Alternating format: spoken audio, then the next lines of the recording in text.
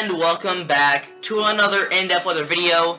Today we're talking about something that I didn't think we were going to be having to talk about until next winter. But we have a potential nor'easter on our hands, and this nor'easter could contain some snow.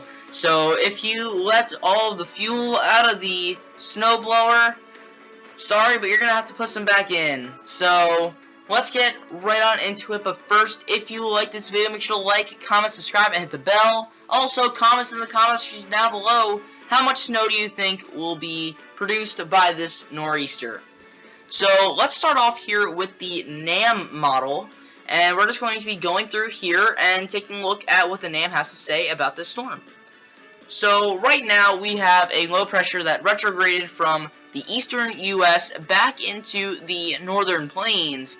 And this storm here is producing some decent snowfall, but more importantly, it's driving in a lot of Canadian air. That Arctic air mass is coming down from Canada, and that sets the stage here. We have another low pressure that forms in the south.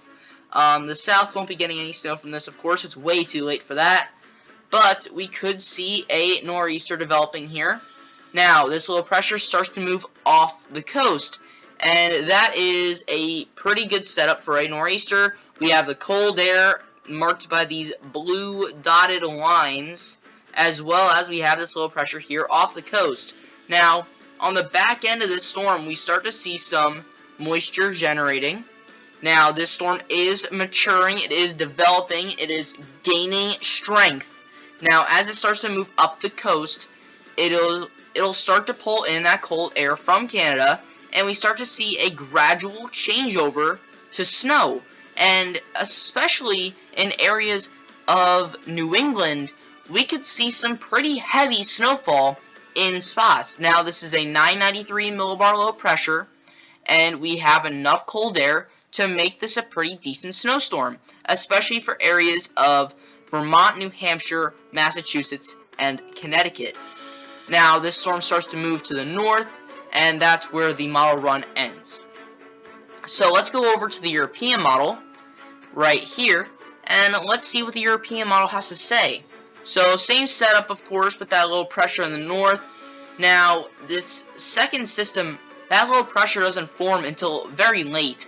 A 1006 millibar low pressure forms right off the coast of Virginia.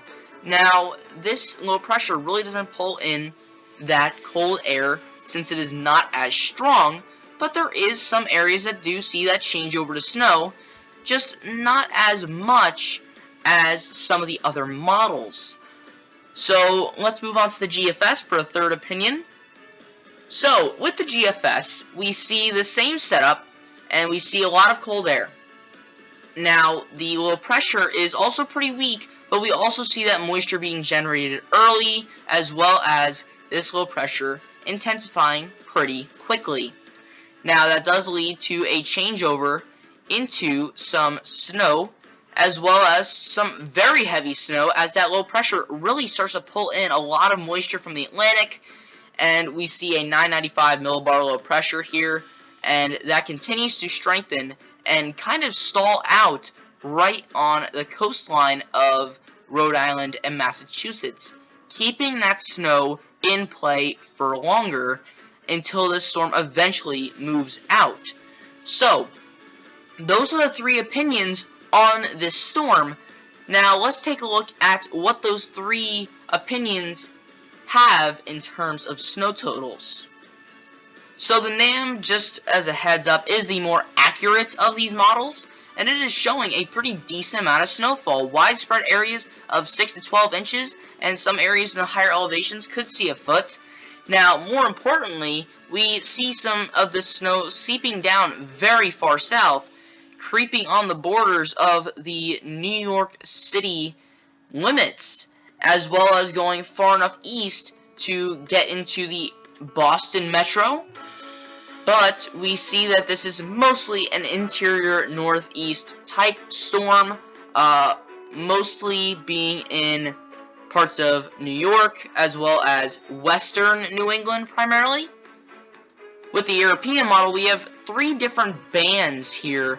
The first band in New York, New Jersey and Pennsylvania, and the second two in the higher elevations of New England, but the European model has the entirety of the storm being further north and west, with Boston getting involved, but not much of coastal Connecticut or areas near New York. It has everything much more spread out.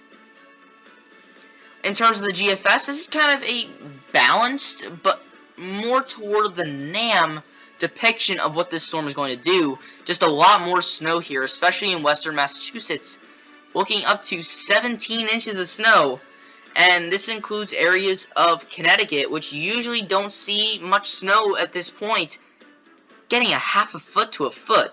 So this is definitely an extraordinary storm if it happens, and definitely one that can be seen in the record books in the future. There is very few chances for this much snow in April in the Northeast. So we have to start looking at this storm. It is a late week thing, but it does seem like the confidence is building from all three models. So that's all I have for today. Thank you guys for watching. I'll see you guys next time.